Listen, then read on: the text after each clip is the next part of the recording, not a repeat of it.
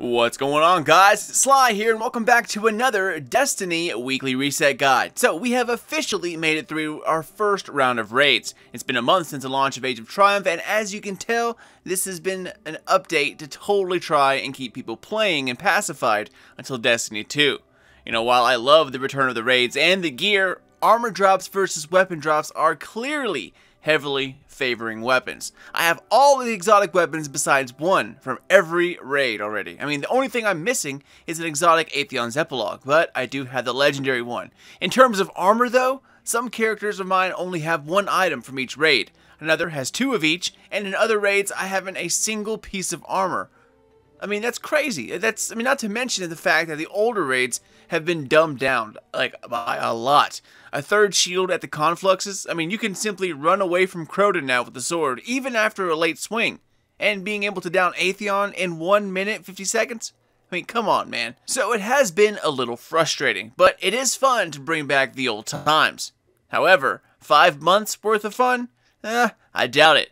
But the hype train will soon be starting, so that may be enough to keep people around and in line until the arrival of D2. In any case, we will see, but in the meantime, let's keep trucking along. It's Tuesday, April 25th, and this is your Destiny Age of Triumph Weekly Reset Guide. Alright, so as always, we're starting up here in orbit and checking out the Crucible at first. And our first weekly featured playlist this week is Mayhem Rumble. Embrace the chaos, greatly increased ability, recharge rates, faster special weapons, and heavy ammo spawns, and no respawn delay. This is probably, the Mayhem series of playlists is definitely the most fun in PvP, at least in my opinion. I'm not a heavy PvP player, but anything Mayhem is always fun.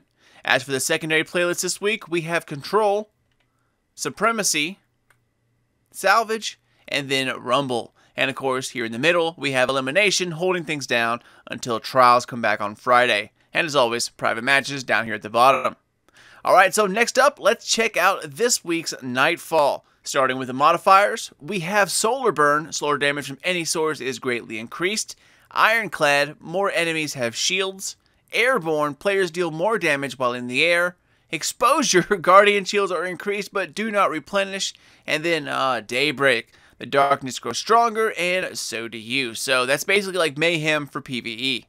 Alright, well, let's jump in and take a look at what's going on this week. I was about to say, man, if Daybreak wasn't on there, this would be one interesting Nightfall. But with Daybreak, it's going to be a breeze. Guardian, we've picked up a high-gain transmission. Origin point is somewhere along the coast, near the Cosmodrome. Я в опасности. Системы повреждены. That's Rasputin, the AI Warmind. If I'm understanding him correctly, it's a distress call. There are so few ballet fans left, Guardian. It'd be a shame to lose him.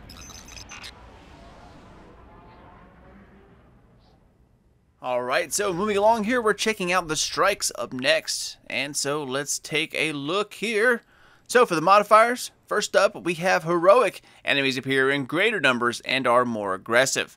Following that, Arc Burn, arc damage from any source is greatly increased. Then we have Specialist, special weapon damage is favored, and of course Juggler, no ammo drops for your equipped weapon. So this is actually going to be pretty awesome, man. Specialist with Arc Burn, that means once again that you can go up with, what's the shotgun's name? The Four Horsemen, and pretty much decimate any boss. As long as you put an Armor of Light bubble on, you're good to go. Oh, and I forgot to tell you guys, for the Nightfall, make sure you put on the Imperium Bellicose, and you can put on Angel of Light for the Warlock. Those two things, while you're in the air with a solar weapon, will just simply decimate anything. I mean, it's insane how much damage you can do, especially since it's solar, Sleeper Simulant, and the Imperium Bellicose it's just insane. You can kill bosses in like 2 or 3 shots. It is something to behold. Pretty fun. Definitely recommend you take a look at that. Alright, and our last playlist this week, we're checking out the weekly story playlist, and the missions are the Iron Lord, so this will be the Rise of Iron DLC missions. For the modifiers, we have Heroic, enemies appear in greater numbers, blah blah blah, then Ironclad, more enemies have shields, and finally Airborne, players deal more damage while in the air. Something you can also use the Imperium Bellicose or Angel of Light on and simply just wreck shop. Now, I like the Iron Lord DLC. The story was pretty good, and it's like a culmination of all the work that's been done before. The Taken King was really good.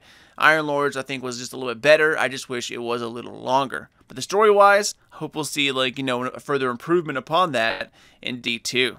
Alright, and as always, the raid is coming up next, and this week we are back to square one. That means Crota is our weekly featured raid. Of course, we have here Heroic, which is basically hard mode. Then we have the Deathsinger Challenge and Crota Challenge. Now, just a reminder, guys, if you're trying to get the book done, this is the only time you can get the Deathsinger Challenge, because it has to be on a week when Crota is the featured raid. So let's see if we can find it here. Strikes, Crucible, Raids. This is the only one I'm missing, and I missed it by 3 seconds. So, if you need to get this done, I mean, it's going to be another month until Crota shows back up. So you have all week to try to get this done, and if you guys don't know what this is when you have to do the Deathsinger's Challenge in under 2 minutes, or 2 minutes or under, I should say. So basically, you only have 5 times to get this done until Destiny 2 comes out. So, just remember that. Alright, so that wraps up everything up here in orbit. Next, let's check out the reef and see what's going on over there, and then we'll head to the tower and the Iron Temple after that.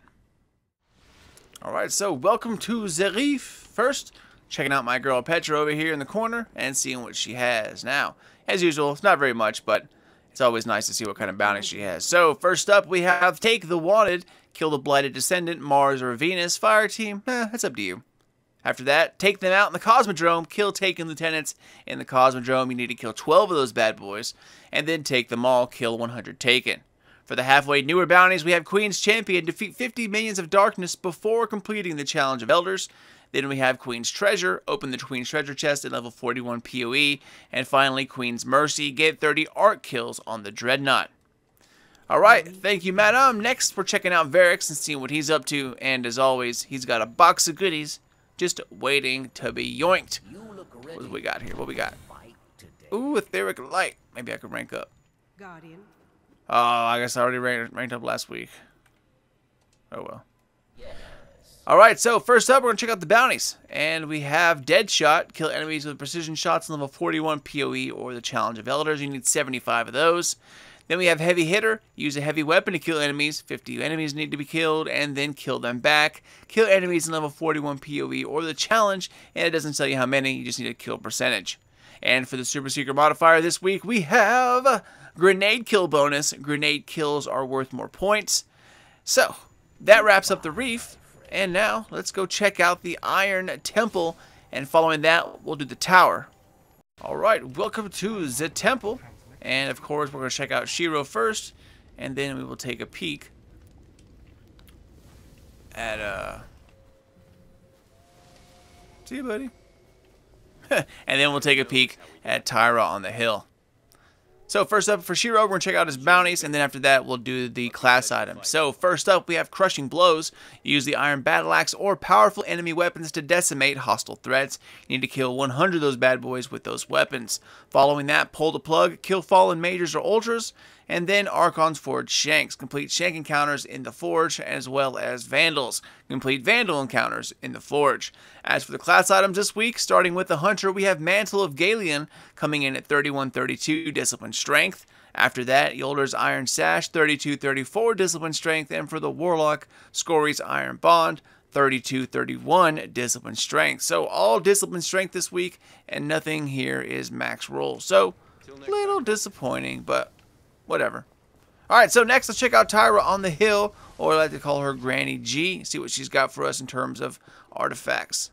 Tyra, what's good, girl? Oh, complete the quest. Oh, you shouldn't have.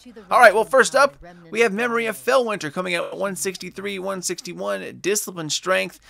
Now, this is pretty high, in comparison to others, but it's nowhere near as high as some of the others. I've seen all three with, some up into 200, so this is definitely not a good one.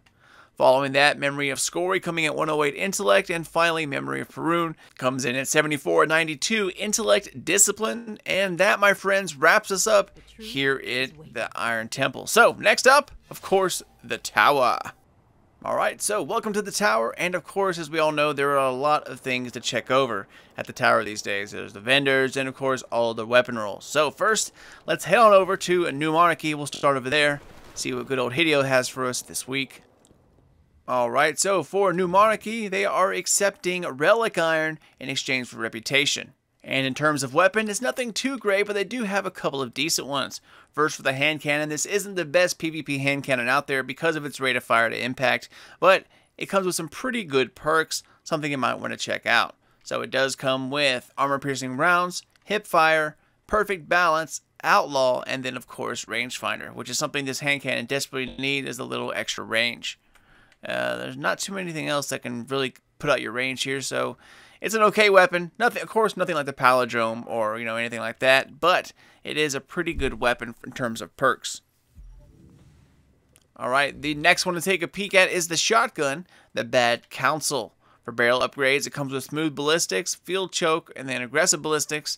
We have flared magwell, quick draw, perfect balance, close and or personal, which is a short period of bonus melee damage after landing a hit with the weapon, and then we have rangefinder.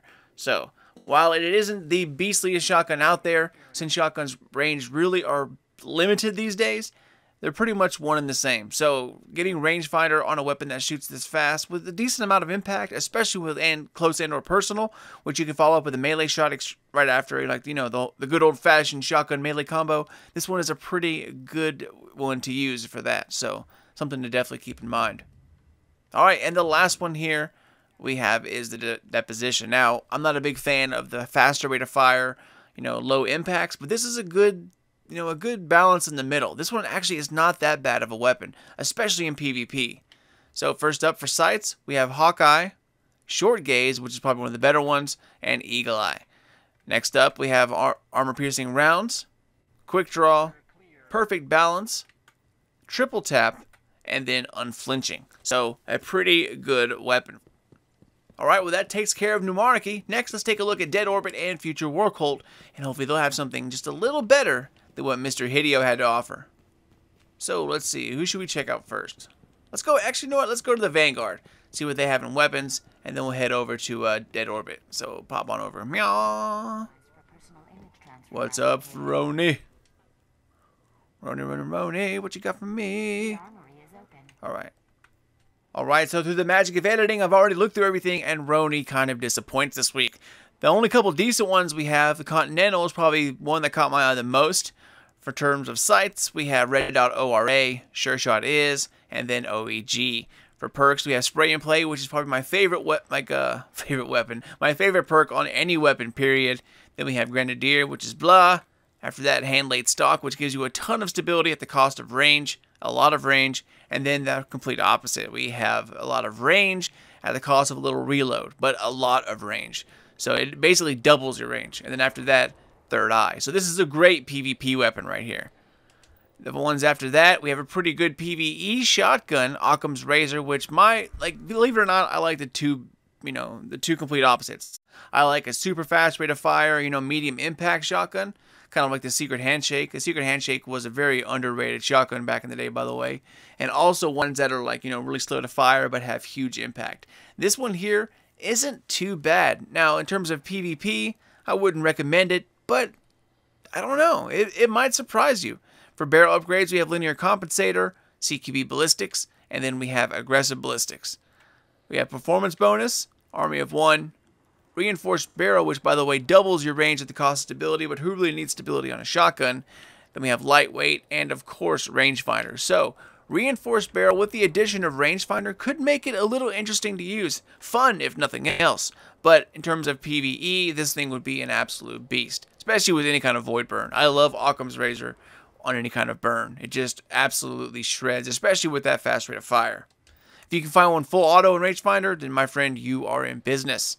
And the last thing that I saw here, which one was it? Was it this? The 7 cents? I think it was, yeah.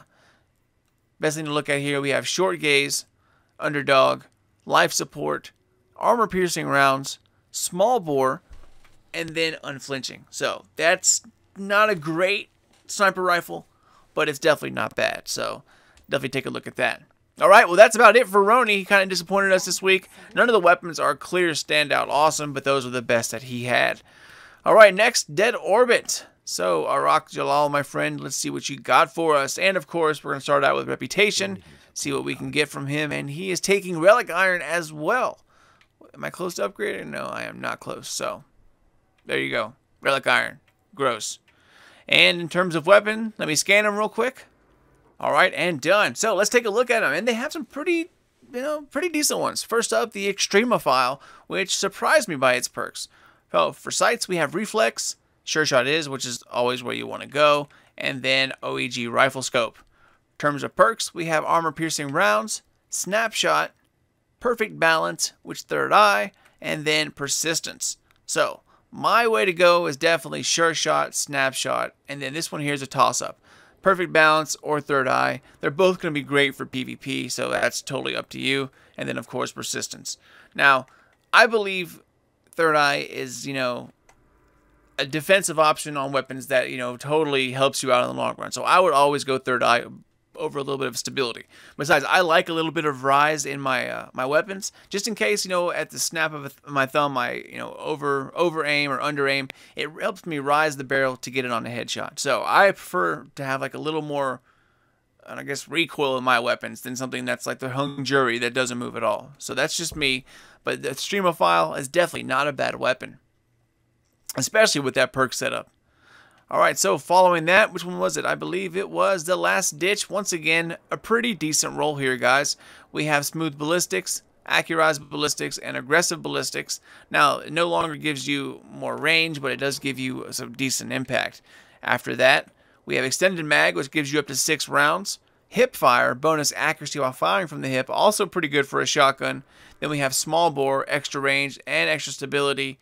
Or you can do Cascade, melee kills, reload a portion of this weapon, which something, is useful, but meh, whatever. I'd go for the extra range. And then, of course, Rangefinder. So with that amount of range and small bore, this is a pretty beastly shotgun. Now, it's, of course, they're no longer the beastly it used to be, but it's still pretty impressive, especially with 6 bullets or hip firing option. So a damn good roll for the Last Ditch.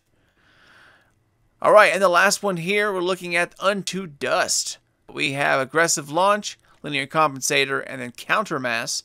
After that, Flared Magwell, Quick Draw, Javelin, a little more velocity, Third Eye once again, and then Grenades and Horseshoes. Now, my view on rocket launchers differ from a lot of people.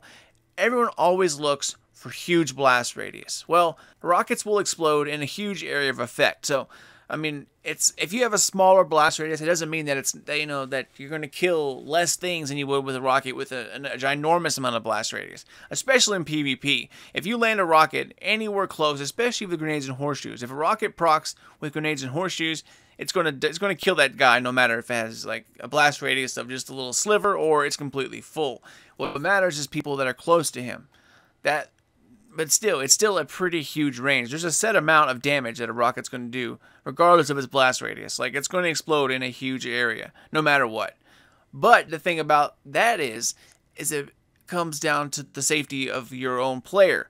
If you have to shoot somebody and he's like, super close, you could, with a smaller blast radius or more velocity, you can actually kill a guy without hurting or killing yourself, even if he's halfway close, which is why I prefer smaller blast radius with a lot of velocity. Definitely something to keep in mind and try out if you haven't already. Alright, well that about wraps up Dead Orbit. Next, let's head upstairs and check out the future War Cult. Alright, so first up for Reputation, she is accepting Relic Iron as well. Jeez, so much for that. Alright, and in terms of weapon, let's scan them real quick. And we also have another disappointing week here at the Future War Cult. So, I forget what the first thing was. Let me see. Was it the Whale? No, this one was okay. True Sight, Sure Shot, Quick Draw. Comes with Explosive Rounds, Quick Draw. Then we have Perfect Balance, Relentless Tracker, and a Reactive Reload. So, not too bad with Explosive Rounds, Perfect Balance, and Reactive Reload. Not the greatest, of course, but hey. It is what it is. The other two, let me see. Oh yeah, the Fusion Rifle was pretty good. So for sights, we have MD Reflex, Red Dot ORI2, OEG. Then we have Accelerated Coils or Quick Draw, both good. Hammer Forged, extra range, Spray and Play, and then Rangefinder on top of that. So this thing needs a little more charge rate because it is one of those higher impact slow charge rates, but Accelerated Coils does give you that, so that is a very helpful bonus. After that, you can either choose to get Hammer Forged or Spray and Play. I love Spray and Play, so I'd probably choose that, but Hammer Forged is pretty good, especially because it gives you increased accuracy. That's key for fusion rifles. One of the reasons why Saladin's Vigil is so great, because of its accuracy. And then we have Rangefinder at the end here, of course, which is always great for any kind of special weapon. Alright, and next up, the last thing I believe was the Warpath, another great rocket launcher. This one has good rate of fire, but the blast radius is to the max. So if you like that kind of rocket launcher, this one is definitely for you. Starting off, we had Warhead Veneers, Linear Compensator, and Counter Mass. After that, Flared Magwell, Faster Reload, Snapshot, which is great for a rocket launcher, by the way. Then we have Heavy Payload, Increased Blast Radius, Battle Runner, also pretty good for a rocket launcher, because you're trying to find people before they find you, and then Grenades and Horseshoes. So a pretty decent Warpath here, guys. Alright, and I believe that is it for Future War Cult. There is a decent Ghost here, which comes in at 35-34 Intellect Strength. It's not a 100% roll, but it is a Tier 12 capable roll, so something to take a look at. Alright, next let's head to the Hall of the Vanguard, see what they got going for us this week. And of course, we'll start with the Crucible vendor, work all the way down to Zavala, and then of course check out Shaxx and wrap it up there. Alright, and believe it or not, he doesn't have that many great options here. Palindrome is actually one of the better ones this week, but it's nothing that great. So we have Steady Hand is, Fast Draw is, and Quick Draw is. After that, Relentless Tracker is, meh, whatever. Spray and Play, great for a hand cannon. Then we have Reinforced Barrel. Look at that extra range, but it costs just about half of your stability. But that might be worth it for that much range. Then we have Lightweight and Reactive Reload. So Reactive Reload with Reinforced Barrel and Spray and Play, it's a pretty good combination. So definitely check that out if you're looking for a halfway decent Palindrome. Not the best, but hey, whatever. Alright, and unfortunately that's really it. I mean, there are a couple other things to look at, but nothing I'd really recommend. So, alright, not too much for the Crucible today. So, next up, let's take a look at Zavala and his bounties for the week. So, first up, we have Strike Elite, earn gold, bronze, or silver tier achieved medals. You're going to need 9 of those total. After that, Sunrise, earn a gold tier achieved medal in the Nightfall before time expires. And by the way, this is the one for the Icebreaker if you don't have it yet. And finally, the third one here is Merciless. Get 9 rapid enemy kills to earn a Rampage medal in Siva Crisis Strikes. You need 3 primary, 2 secondaries, and I believe it's also 3 heavy medals. So definitely grab that out. Alright, last but certainly not least, it is our boy Shaxx over here on the far left. So let's take a look at him, and then we will call it for this week. So, starting off with the bounties this week, our first one is a Hunt for Glory. Exercise your skills in the Supremacy match type. 7 matches complete, 50 primary kills, 30 kill credits, and 20 crest denied. And our last thing to take a look at this week is our second bounty, and that is Taking Control. Exercise your skill in the Control match type. So we have a Control weekly bounty here. 7 matches complete, 30 advantage kills, 15 captures, and of course 1 beeline. And that, my friends, wraps us up for this week's Weekly Reset Guide. Alright guys, as always, thank you all so much for watching. Could not do this without you. Hopefully things have finally slowed down. I can get back into YouTube a lot more. So definitely stick around. I can't wait to start pumping out a lot more videos. As always, thank you all so much for watching. Don't forget to check me out on Twitter or even Facebook. Sly Nation or Sly Nation Gaming. It's the best place to take a look at everything Mass Effect, including the Let's Play, which I'm finishing up here soon. Of course, Destiny and Destiny 2, and everything else in the gaming world. Take it easy, guys. Could not do this without you, so I will see you all next time. But until then, this is your boy Sly, and I'll see you all later.